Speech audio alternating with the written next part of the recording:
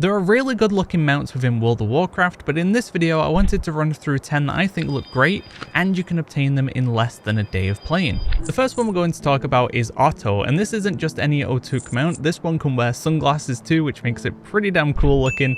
And this one isn't too bad to obtain. There are some RNG elements and it may take you a bit longer than others, but it should be doable within a day. So the first thing that we need to do for Otto is get our hands on these aquatic shades. It's a toy and you'll get it from trading in a gold coin to the Great Swag who's in an Aran Plains. You'll get a bag of treasures, you'll open that bag and inside will be the toy. So I definitely check your toy collection to see if you've already got it. If not, we need to get our hands on a gold coin. There's a few ways of doing this. First of all, if you've got your hands on some silver or copper coins of the Isles already, you can trade these into the Great Swag to get the higher level of the coin. So 5 silver coins will be traded in for a gold coin, or 75 copper coins can be traded in for enough silver coins to be able to purchase a gold coin. These coins can be obtained from the Dragon Isles from fishing or doing harpoon raids, although the better method of doing it is to purchase this elusive croaking crab from the auction house. And what you'll do is use this to summon a rare. This rare is called Serpent, and there'll be an item we can find on the Forbidden Reach which you can use your elusive croaking crab on. This item has around like a 15 to 5 minute respawn timer, and you'll use the item, it'll spawn the rare, you'll kill the rare, and from the rare you'll have a chance of gaining gold coins, silver coins, or copper coins. So you'll just buy these items from the auction house. They cost around like 300 to 400 gold. You need around 15 to 20 of them,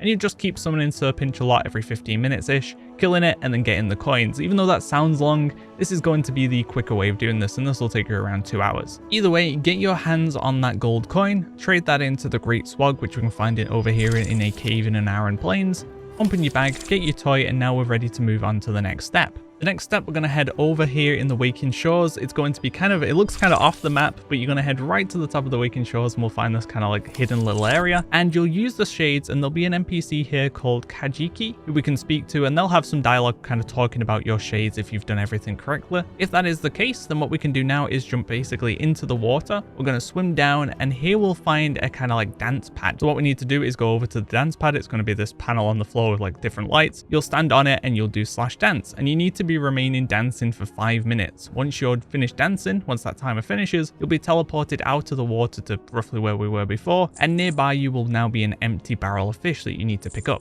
Now that we have the barrel, the next step is to do some fishing. The first fish we need to get is 100 frigid flowfish. These are going to be fished up from Iskara, so you'll head to the Iskara town in Azurspan, and you'll just start fishing here, and the drop rate is kind of high, so it shouldn't take you too long to get you 100. Once you've got 100, you'll click the barrel, and now the barrel should fill the barrel with fish, and it should become a half-filled fish barrel. The next step is to get the Calamitous Carp, which we can find in the lava around Obsidian Citadel in the Waking Shores, so we're going to fly over there, start fishing, and once again, we're just going to keep fishing until we get these. These are going to be a much lower drop chance than the frigid flowfish, so this may take you a while, but once you get your 25, we're going to click the barrel again, and now you'll end up with a brimming fish barrel. The final fish we need to get is just one of a fish, and that's called the Kingfin the Wise Whisker Fish, although this is going to be quite a low fish chance. So you're going to head over to Algathar Academy in Faldrassus, pretty much where I'm showing you now, and you're just going to start fishing again. As I said, this will take you a while because this is going to be a lower drop chance, although I did get lucky and got it within a few casts. A few things to note about this. First of all, you can get an add-on called Better Fishing, which will allow you to kind of make the process of fishing easier, which will make use of the interact key. This will allow you to basically just fish without having to click on the bobber anymore, and you'll just be able to fish purely off kind of the noise, which is going to help a lot for this. Also, people believe that fishing perception will help you fish up the fish faster, so if you get your hands on something like the Kazgarite Fisher Friend, that is going to help a bit. And then finally, there is a bit of a theory for the last fish that we need, the Kingfin. If you fish in between the 2 Dragfear that are fishing here as well, you'll have a better chance. Obviously just a theory, but worth doing anyway if you believe in that kind of stuff. Once we get that final fish, we'll click it again, and now you'll have the overflowing fish barrel. And now what we're going to do is head back to the Waking Shores, and you're going to place the barrel where you picked it up. So you're going to head right over to that corner on the Waking Shores, and that'll cause Otto to appear. You'll get the quest, you'll hand in the quest, and now you will have Otto. And if you have the sunglasses on when you spawn Otto, or like summon Otto, now Otto will have the shades on as well, so you'll have your cool Otto mount. If you are enjoying the guide so far, then do please subscribe, as I am pushing towards 100k subscribers, which right now is looking kind of possible to achieve, and there will be giveaways and good stuff happening along the way too. The next mount up to talk about is going to be the Temperamental Skyclaw, and for this you'll need to get your hands on 3 different types of meat. The first being 20 of the flash frozen meat, All of these can be purchased off the auction house, but if you do want to save yourself some gold, especially on some of these as they are a bit expensive, then you can just grind them out and it shouldn't take you too long, like 1 to 2 hours depending on RNG. So the first meat will be the flash frozen meat, and that's going to drop from the Snowhide Knolls, which we'll find kind of in the middle-ish of Azure span. The next meetup we'll need is 20 of this Tuskar Jerker, and this is going to drop from Darktooth Knolls, which we'll find more on the west side of the zone. So we'll head over there, there'll be this kind of like pond area, and you'll find them all around here that you can grind out. The final item we'll need is 20 of Nolan's House Special, which we're going to get from Stormhide Knolls, which we'll find more west of where we were just farming for the Tuskar Jerker. You'll farm there and you'll get your 20. Once you've got your 20 of each meat, so you need 20 Flash Frozen, 20 Tuskar Jerky, and 20 Nolan's House Special, then we'll be able to head to Free Falls Lookout, which we'll find kind of in the northwest of the zone. It'll be a hub. We'll head there and you'll find an NPC called Zonwagger.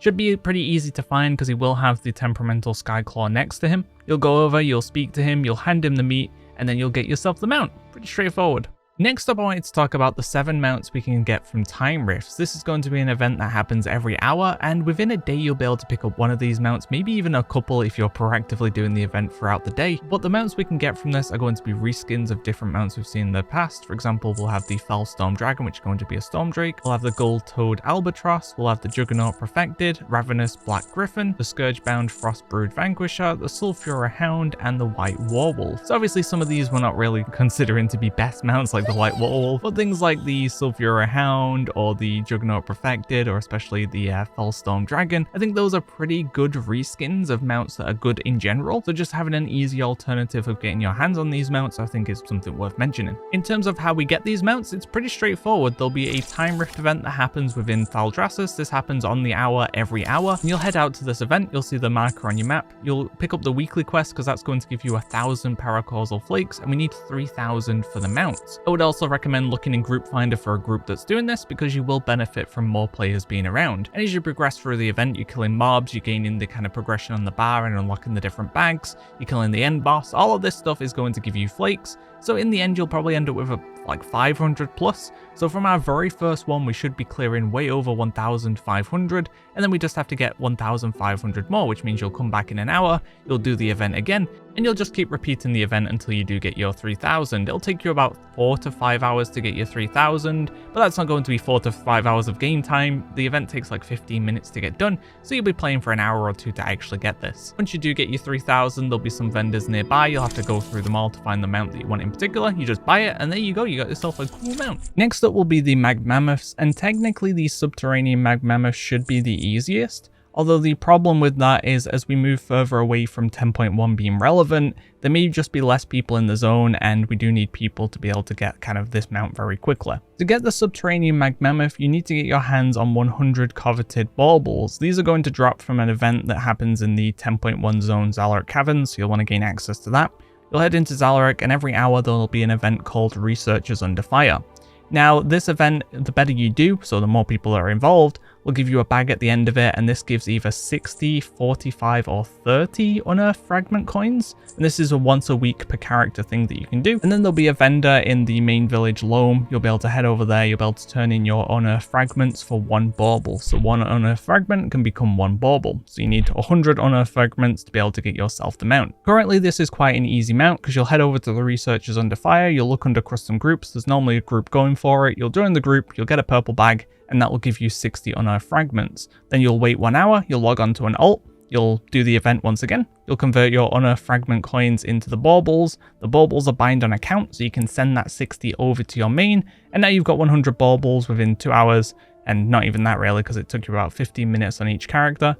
And then you'll purchase the mount, and there you go, you got the subterranean Magmammoth. If you don't have any alts at max level, or there's just not many people around for the Researchers Under Fire, then a couple of alternative Magmammoths we could go after is firstly the renewed Magmammoth, which we'll get from the Dream Surge event, which takes place in one of the original Dragonflight zones. You'll see it by an icon marked on the map. You'll head out there, and we need to get our hands on 20 charred elemental remains. These are going to have 2 sources from the Dream Surge itself. The first is going to be this kind of major event that happens every 30 minutes. You'll see a big fire pole portal on the map. You'll head out there, you'll kill some mobs, you'll kill a boss, and you'll get some charred fragments from that. The other method will be these waking dream portals that we can find throughout the zone that is currently active for the dream surge. You'll fly around, use a /target macro, and there'll be some that bug that you can't click on, but the ones that you can click on will summon mobs. You'll kill the mobs, and eventually a big mob will spawn at the end. You'll kill that mob, and we'll get some charred fragments from that as well. Once you get your 20 charred elemental remains, you'll click them, you'll combine them together, and you will get the renewed Magmammoth. Once you've got that Magmammoth, or a Magmammoth in general as well, you will be able to purchase Mammoth from the new vendor we'll find within the Emerald Dream.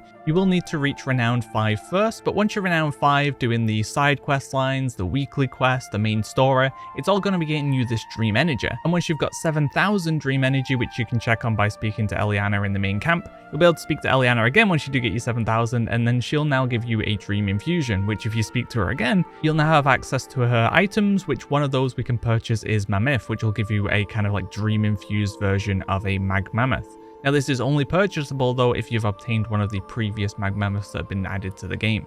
The next mount to talk about is going to be the Mawsworn Charger, and this is going to be an achievement reward for completing all of the different wings in Torghast in Flawless on level 12 and above. If you've never unlocked Torghast before, then this part may take some time depending on your current progress, because you will have to go to Shadowlands and go through the main campaigns of each of the zones if you've never done that before. If you've done most of that or all of that at least, you'll head to the Oribos, you'll do your intro quest for your Covenant, you'll be sent to your Covenant, you'll do the stuff there, and then eventually you'll be sent back to Oribos and you'll speak to Bolvar there, he'll send you to the Moor, you'll have some quests to do there, and then you will unlock Torghast, and now we can begin the stuff. So now that we're inside Torghast, you'll walk inside, you'll have this kind of big open area, and you want to go to the left, and this is where all the wings that we need for the achievement are going to be. So you'll enter the very first portal, and that should be the Scolder's Halls, I believe. And what you'll want to do is just go through the floors. Doesn't really matter what you do in there right now, we're just going to go through them as quickly as possible, and completing these will unlock the next kind of layers for you to do. And you just keep repeating this until we've unlocked layer 12. Now that we have layer 12 unlocked, that's going to be useful for two reasons. First of all, we need it for the achievement, and also it's going to unlock layer 12 for all of the other wings as well, which is going to save us some time. So we'll head inside on layer 12, and what we need to do for Flawless is basically everything. You want to be killing all of the mobs, breaking all the pots, clicking all the items, saving all the NPCs that you come across. You don't want to die, and you don't want to get hit by traps. So if you come across any traps, just take your time, do it slow. There's also going to be this button that appears in your screen called the Empowered button. You'll click that whenever it's available basically, and just kill as many mobs as you can while that's active, because then you will be getting the Empowered bonus. But your goal is basically to do everything on the floors while not getting hit by traps and stuff, and going through it as quickly as possible. So make use of movement speed, talents, and powers that you can, just to get through the floors quicker. Once you've done all that and you kill the last boss, you'll get your score total, which should be enough for you to be counted as a flawless run.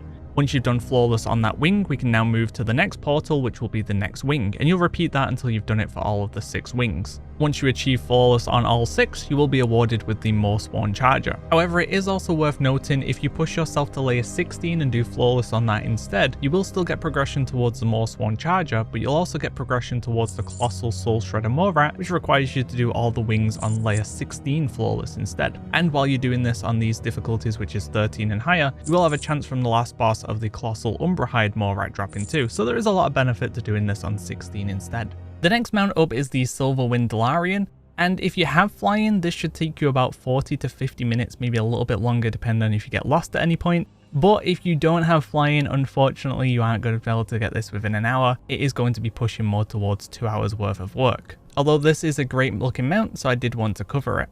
So what we need to do for this mount is to collect 50 anima shards within Bastion. They're going to be all over the place, some of them will even be inside the dungeons.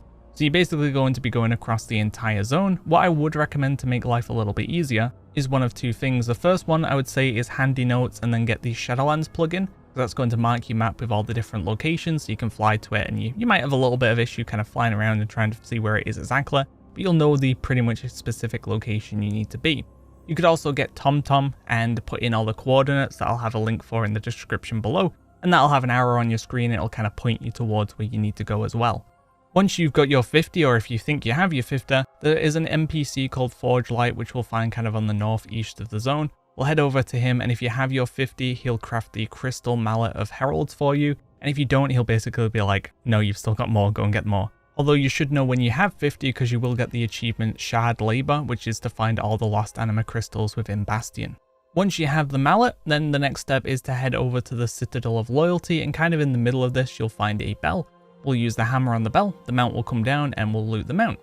Now one final thing to note with this is you do need to be level 60 and above, and as I said, flying is going to make this a ton easier. So if you are close to flying, it might be worth finishing that off before you get that done, but this is still more than doable on a ground mount. Next up, we'll be heading over to Maldraxxus for the Slime Serpent mount, and to get this mount, we need to complete the Plaguefall dungeon on Heroic or Mythic solo. It doesn't matter which difficulty you choose, obviously Heroic is going to be easier, so if you want to make life easier for yourself, then do it on Heroic, but as a level 70 character, this shouldn't be too much of a challenge for you anyway. So we're going to head inside, and you need to kill every single boss solo, so you can't have anyone in your group or anything like that, and you can need to kill every boss. It used to be that you could skip the first 2 bosses and just kill the last 2, but that is not the case anymore. You have to kill every single one. So make sure you're going through. We kill the first boss. There's not really anything you need to know about any of these bosses. As I said, at level 70, they're not really going to be any kind of threat. So we're just going to kill the first boss, we'll move to the second boss, we'll kill that. We'll kill the third spider boss. You'll jump down, you'll kill the final boss, and then once that boss is dead, you want to turn around and head back to the section where you kind of initially fell down to enter this section of the dungeon. There'll be a button that you can click on the right. That's going to teleport you all the way back up to the top where we fought the third boss. You're going to walk forward, and on the left side where the lava, or the slime pool I should say is, you should see the slime serpent in the slime pool, not the lava pool. And you'll be able to click that and get yourself the mount in your mount journal. It's going to be the Arcanist Manasaber. Now on paper this may not seem easy because you need to go for a long quest chain, and you also need to be exalted with the Nightfallen to be able to learn it. However, there is an easier way of obtaining this, and that is to have unlocked Nightborn as an allied race. Once you've done that, we can then create a class trial, not a character, but a class trial of a Nightborn, which will give us a high level Nightborn character. Once you're in the class trial, you're not going to do the class trial itself, instead you're going to Hearth, and that'll take you to Orgrimmar. And then you're going to fly over to the Orgrimmar Embassy, and you should find a portal here that'll take you to the Nighthold. Once you take that portal, you'll be in Shalaran, and you should find Felistra here who you'll be able to talk to, and talking to her will give you an option to trade, and you can get the Arcanist Manasaber just straight from her. You get the mount, you learn it, and now you've gotten yourself the Arcanist Manasaber for the rest of your account. The next mount up is going to be the Corrupted Firehawk, and this is going to be a relatively easy mount to get. It comes from the Glory of the Firelands Radar, which is pretty easy. A lot of the bosses just fall over now, a lot of the achievements are quite easy. However, there is one achievement that is going to be a little bit more difficult. So I'm going to run through them all. First of all, you need to kill every boss on Heroic, so you'll just enter the raid on Heroic and make sure you kill every boss. If you've not done that before, then you'll get credit towards that aspect of the achievement. Next up is going to be the individual boss achievements. First of all, Death from Above, we can basically just cheese this. As long as you're like a level 70 character or whatever, you'll head over to Beftalak, you'll hit it, it'll probably be on pretty much 0 HP. It'll go up, it'll come back down, you'll kill it, and you'll get the achievement. Then we'll have Not an Ambi Turner, which is to kill Rylith without touching his left leg. So you'll just target his right leg, you'll DPS it down until he kind of sits on the floor and breaks off his rocks, and then you'll kill him and you'll get that achievement. Do a barrel roll, we can basically just kill Elisra's Orb very quickly, and once again we're going to ignore the requirements for the achievement and get it very easy. Next up will be Bucket List. This one's a little bit more difficult, I guess, and make sure you've not got any talents or trinkets or anything that's going to just do damage without you wanting to do damage. And then you're just basically going to kite the boss around the entire raid to all the different boss areas, and make sure you're tracking the achievements so you know what you've done and not done. And then once that is done, you can kill the boss and you'll get the Bucket List. Share the Pain, another very easy one, just kill the boss as quickly as you can and we don't need to worry about the requirements. The final achievement we need is Only the Penitent, and this is where things get a bit more difficult. It is soloable, and it's soloable by a handful of classes in the game, but the ones that can't solo it, then you're just out of luck. You're either going to need to bring a friend, or you're going to have to play a different character or class. That's all you can really do about that, unfortunately. So the way this works is after you kill Balrog, you'll click the item behind him, it'll spawn the bridge, and you'll see a druid kind of cast in Kneel to the Flame. And every time that cast goes off, you have to either be sat or kneeling. If you're not sat or kneeling, you'll get hit by the spell, and the orbs at the very left and right side of the room are going to despawn, and that means we've failed the achievement. So what you need to do is run forward, and once the cast is nearly done, you'll click sit or kneel. You'll kneel on the floor, the spell won't hit you, and now you can carry on running. You're going to make your way to one of the orbs, and essentially what we need to do is wait for the cast to finish. We click the orb, and then we make our way to the other orb before the cast goes off again and click that one too. Now that's kind of difficult though, because a lot of classes can't actually cover the distance in enough time. So things like monks are going to be great because you can run to one orb, you'll put down your transcendence Transcendence clone. You'll let the cast go off because you'll sit or kneel. Then you'll run to the other side. You'll let the cast go off again. You're going to click the orb. You're going to Transcendence across with like roll and Transcendence. You're going to be on the other side pretty quick. And then we can click the orb and we can get the achievement because we're able to do both within a very short period. Similar story for things like demon hunters or mages, anything that can cover a lot of ground very quickly, you're going to be able to solo this achievement. Anything that can't do that, well,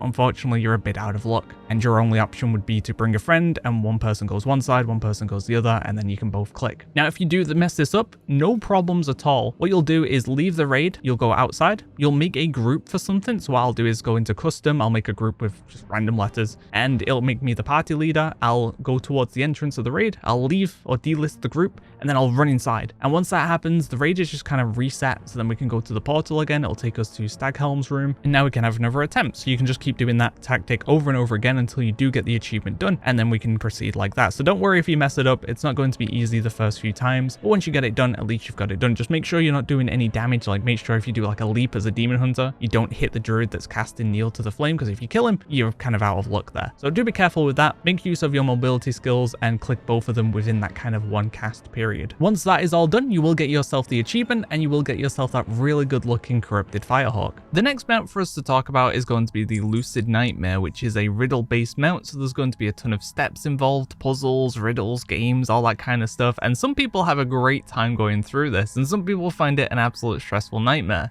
I think it's really cool though, and I think the mount itself is great as well. It's kind of this darker looking horned horse, and they did make these able to fly. They used to not be able to, so it just makes it an even better mount to go after. Obtaining this mount will take a couple to a few hours depending on how well you're able to get through the various steps, and especially towards the end how quickly you're able to get through the dreaded maze. Now I'm not going to go through all the steps in detail because it is quite a long process, and honestly I think the guide written up by the WoW Secret Fund Discord is really good for this. It gives you a good overview and visual representation of what you should be doing on all the steps. So instead I'll have that linked in the description below, but it will give you a little bit of a taster of what to expect with this, so you've got an idea of if you want to do this or not. So it's going to be very similar to the other riddle based mounts in the sense of you'll click an item to get things started, and then from there it's kind of following the clues and you'll end up in different places. However, some of the steps on this are extremely difficult, and I'm surprised people are even able to figure this out. But for example, once you get to Ulduar, you've got to click things in a specific order, and there is a lot of things to click. You'll have the kind of jewel craft game to go through, you'll have like the untangling game to go through, there'll be some vague things that you need to equip certain items for, there'll be certain levers you've got to press in a specific order using binary, and then at the very end there is going to be this crazy maze where if you take a wrong turn,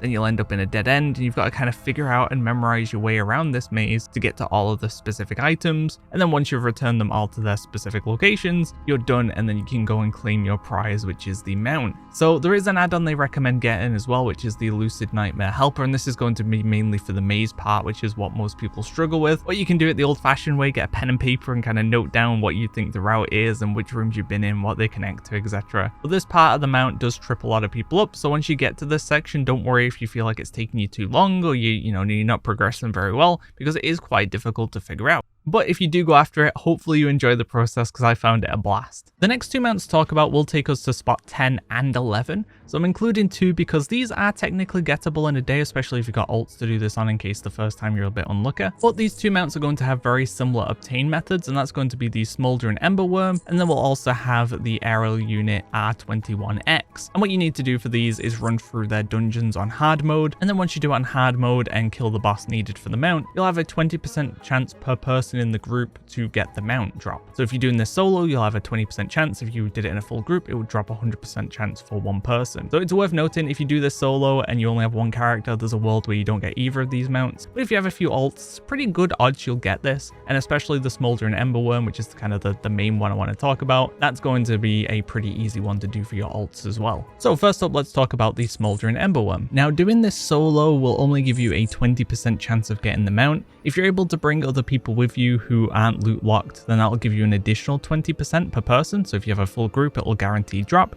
and if you're just doing it with a friend, it will now be a 40% drop. But if you're doing it solo, it's still 20%, so it shouldn't take you that many runs to get the drop for the mount. In terms of what we'll need to do to get this mount, you'll want to head over to Karazhan in Deadwind Pass, and you want to take the top section portal, so it's kind of on the bridge around the side of Karazhan. You do want to make sure you are on dungeon difficulty mythic as well, and then you're going to head inside.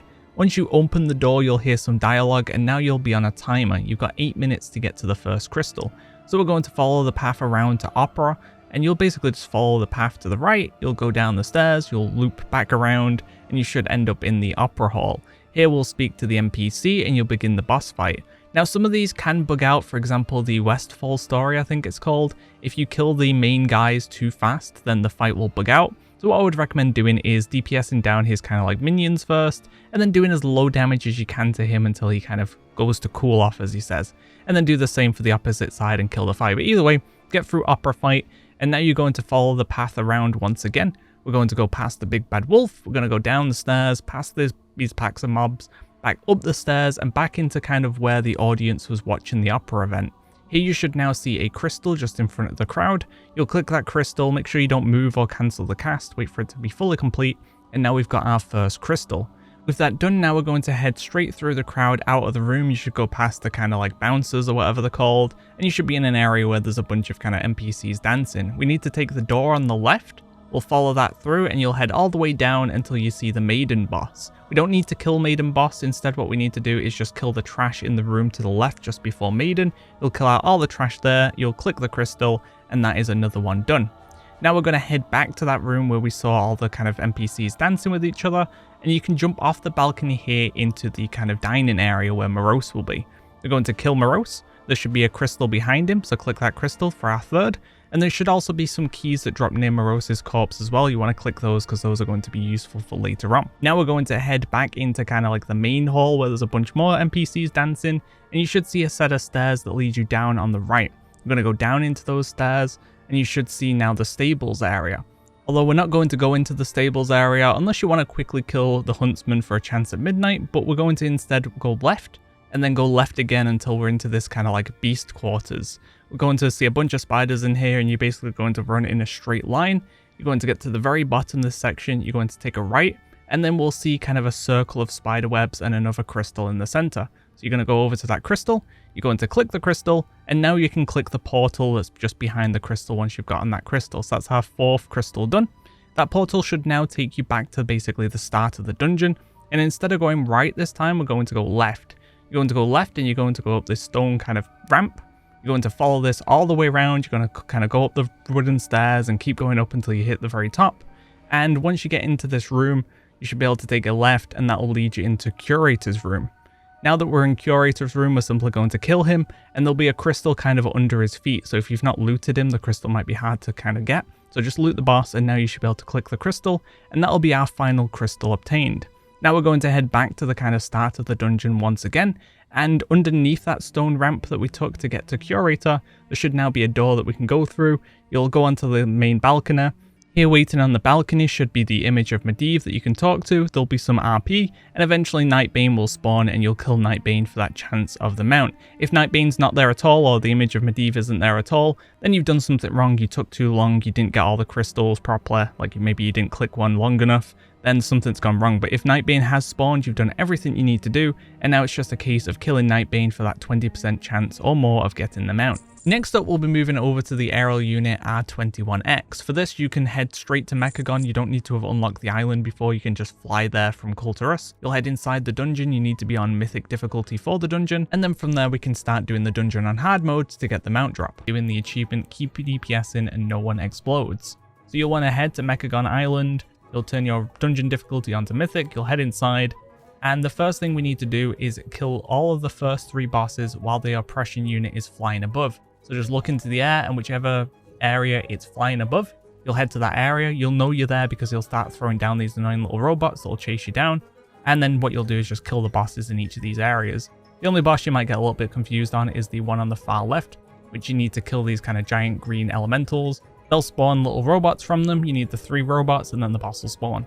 Now we can attempt the 4th boss, and this is where things get a little bit trickier, but thanks to a tip from the Mount guy, trying to show me up with his name, I'm the Mount guy, we've got another method that's easier than the method that I've talked about in the past. And what we can do is kill the first mob, and once that is dead, we need to run to one of the pylons. You'll see which it is because it'll kind of be like glowing a little bit, so it's either going to be on the left side or the right side. You'll run over to it, and the stun in the middle no longer actually stuns you. So if you get up there, you sit in the middle, you can cast your channel on the pylon and wait for the bar to go down, and you never have to stop this channel. What made this difficult before was that you would actually get stunned if you stood in the middle, which meant you had to kind of keep weaving it in and out, and it would delay the overall cast. But now if you're fast enough to get up there, you will be able to finish the channel before the annihilation rate goes off, which means we don't need to deal with the other tactic of going all the way to the start of the dungeon, waiting for the channel to end, and then running all the way back before the boss resets. You will still need to be somewhat speedy. I was using Ghost Wolf and I did fail the gauntlet once and I only just made the cast in time. But if you're slow and you're consistently failing the gauntlet, then you just won't get the channel off in time. But keep doing attempts to get yourself to the pylon as quickly as possible. Do the channel, never move, and then once you've got that, you can kill the boss and that will be this part done. With that boss dead, we can move on to the next part of the dungeon. So we're going to head upstairs, we're going to kill the next boss. You don't have to do anything special here.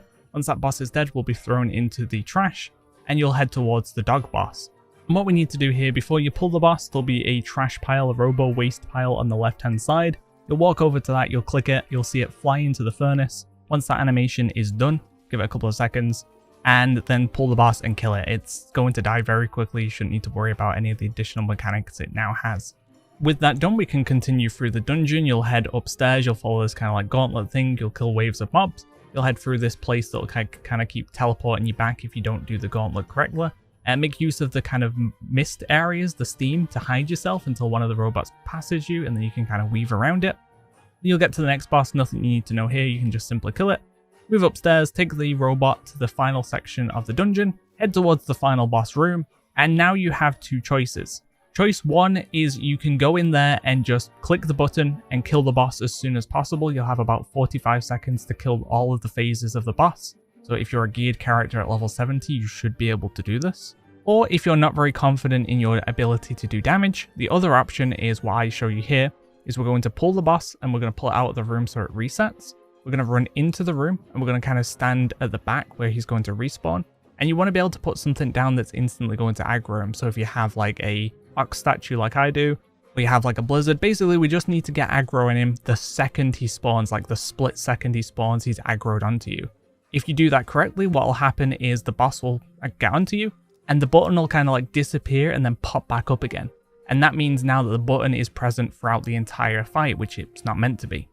So what we can do now is we can DPS the boss down, get him into phase 2, get the second phase part of the boss down a little bit as well, run over, click the button, and then finish off the boss because you'll have that kind of like 45-second window now to kill the boss. So that method gives you a much bigger window to be able to kill the boss in because you can get him down to like 50%, you can click the button, and now you've got 45 seconds to kill him, which should be very, very doable for anyone at level 70. Finish all that, make sure you don't kill the king too fast when he's broken out of his robot like I do.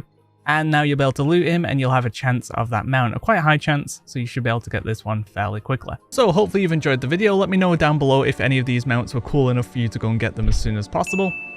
Outside of that, look out for more videos coming soon. Thanks for watching, guys. See ya.